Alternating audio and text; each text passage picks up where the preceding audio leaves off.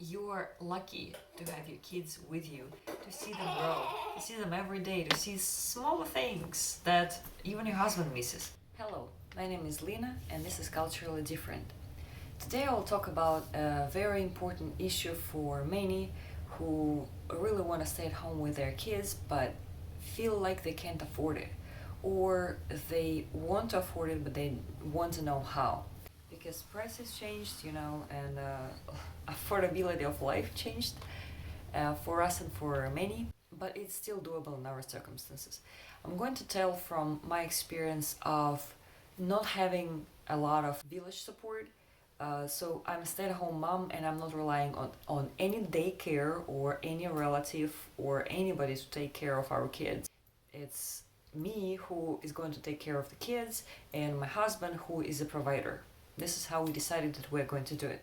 First thing and the easiest to understand, of course, is that with stay-at-home mom, one income family, a lifestyle and perspective on life, I would say, you need to downsize.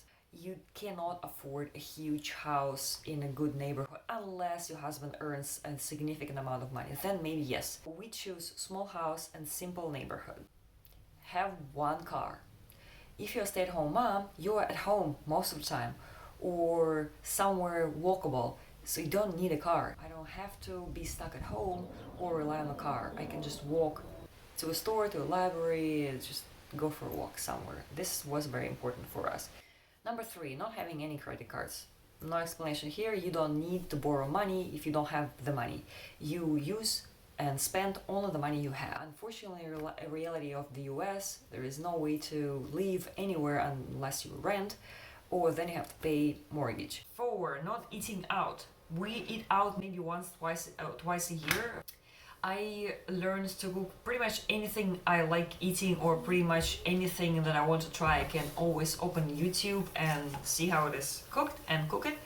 Surprise my family if I want to. I bake, I make cakes, or anything that you need for any kind of birthday celebration, a holiday, I can cook. Anybody can do that. Now we live in the age where you can always open YouTube or even just like Google how things are done and you can cook.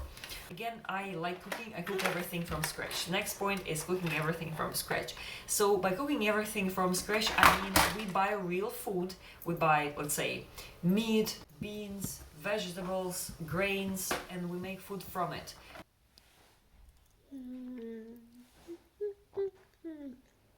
We do not snack, we don't buy boxed foods. These are actually expensive and they're not healthy.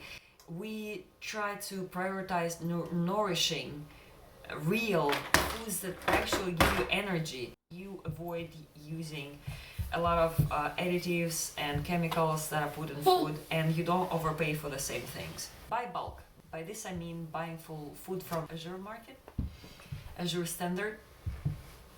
And the video about it is right here. You can check it out, how it works and what we usually buy. Bulk foods for a year. We get money from the tax return and spend money on it.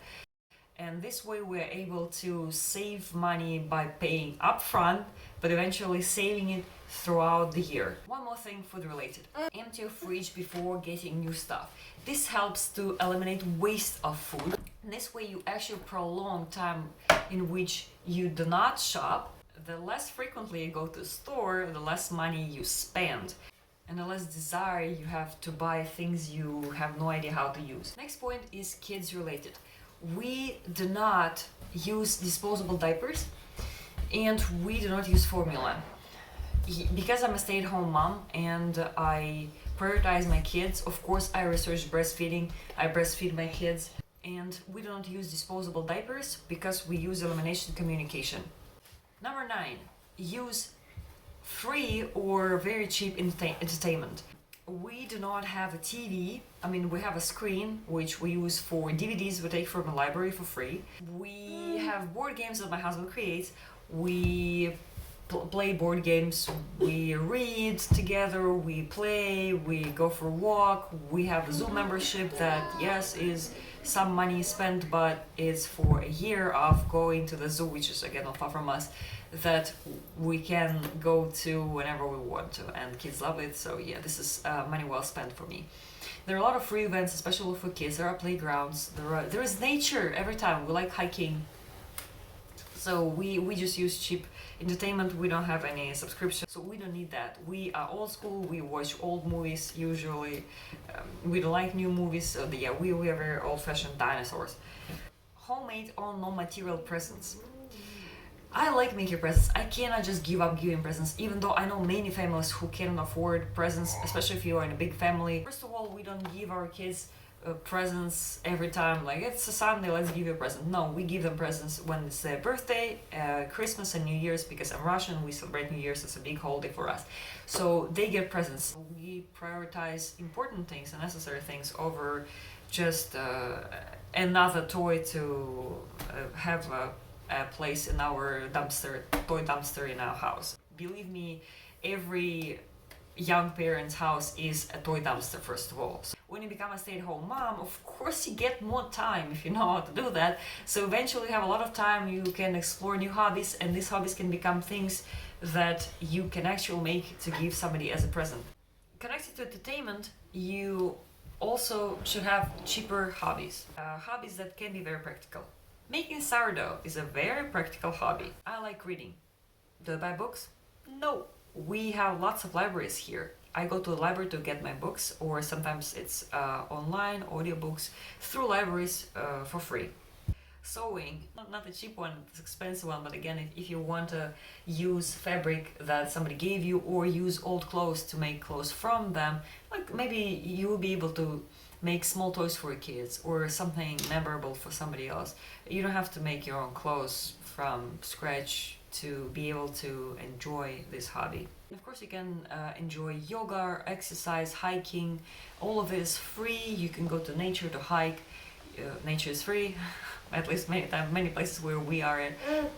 Or you can find a free YouTube channel where somebody does yoga and you follow along. Again, we live in a world where this is possible. Learning to cook from YouTube channels, draw anything that is cheap and fulfilling, helps you calm down, like reading helps me calm down. Yoga and exercise not only helps you mentally but also physically, saves the medical bill. Take extra good care of your health is my next point. By having peace of staying at home with your kids and fulfilling your purpose, if you feel like this is your purpose for now, raising kids, of course it gives you a lot of satisfaction of life and gets rid of unnecessary stress. But being with the kids 24/7 can be pretty stressful. So again, take care of your health by having hobbies that help you eliminate stress. Maybe do meditations, yoga, go for walks with your kids, be outside with the kids, go to playgrounds. Of course in the winter it's harder to do, but still doable. Eat good food without snacks, without things with preservative. Cook it yourself and you will see how your health will improve, the health of your family. We don't spend money on medicine at all. We don't take any pills for any condition.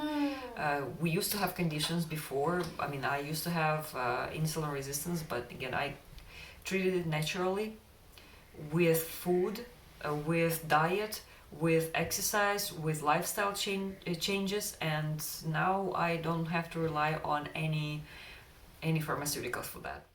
Don't be picky with clothes. Kids are absolutely fine wearing hand-me-downs. You will always find some family member or neighbor, or again, Google buy nothing groups or hand-me-down groups of your town, or mother support groups or something like that, where people will always get rid of newborn clothes, 2T, 3T, 5T, 4T, whatever. They will always get rid of clothes because there's a lot of clothes. It's worth mentioning that most of our furniture is hand-me-downs from our relatives. Perfectly good furniture, just need a little bit of cleaning up and fixing, that's it. It's sturdy and it works. If you don't want or you feel like you have enough money to buy your own kids' clothes, then the opposite of that, I would recommend spending more money on buying maybe organic cotton or quality clothes that will survive several kids, at least 2, maybe 3 kids. You don't have to buy new clothes for every kid. Buy something that will be absolutely fine for kids of different gender, size-wise and style-wise. Of course, eventually around like 3 or 4, you want more dresses for girls, you want more boyish things for boys. But when they're babies, I mean, they don't care what to wear. The next one is not only for you, but also for your husband. Do everything yourself. You need to change something in your house. You have to do some renovation. Do it yourself. If you've never done before, YouTube it, Google it. There are many videos in which people explain step by step how to do some smaller minor renovations. Of course, if you have to put a roof over your head, maybe it's a difficult project that you need to save money for that. But other things, many things in the house, you can do yourself. Before throwing things out, try to fix them. Try to make them work.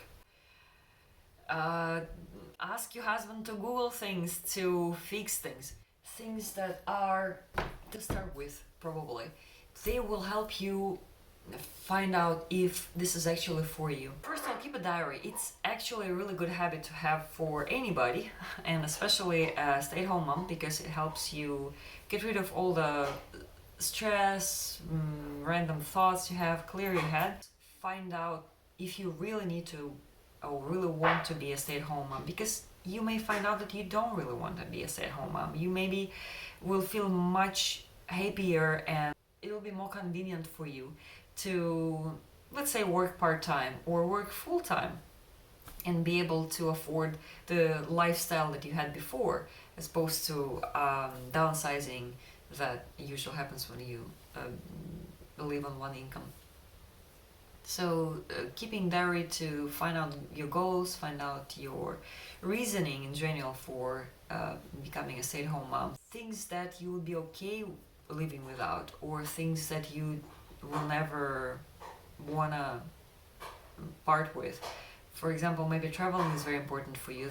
By having one car, maybe all these payments will go in your savings account to spend on traveling. If traveling is important for you, or travel smaller, travel by car. And second of all is not to, maybe not even have Instagram. Don't even have Instagram. Many things are not really as they pictured on social media. Don't compare yourself. Yes, some people can afford more things and some people can afford less. But what's important in the end of the day is that you are lucky to have your kids with you, to see them grow, to see them every day, to see small things that even your husband misses.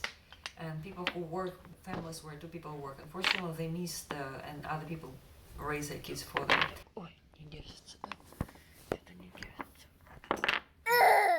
I think this is what I wanted to say. It's possible and it's doable to afford being a stay-at-home mom. It comes with a lot of changes. It comes with sometimes a lot of difficulties initially. What counts is that you spend time with your kids. This is what you chose. Eventually, if you really want to go to work, you will be able to go to work. Your kids will grow up, they'll go to school if this is something you choose, or your kids will be able to stay without you when they're a little older and you can go to work. Or you can do part-time job, or you can work from home and still stay with them. They don't have to go to daycare, they don't have to go to school if you want to homeschool them. So things will change, but this short season of life, you're choosing to be a stay-at-home mom, and it's absolutely doable. If you have any specific questions about how to do this, how we were able to do that, please comment down below and ask me, and I'll be able to answer that if I know the answer, as always. Thank you for watching it to the end. I hope I gave you some advice that you were looking for. See you in the next video. Bye.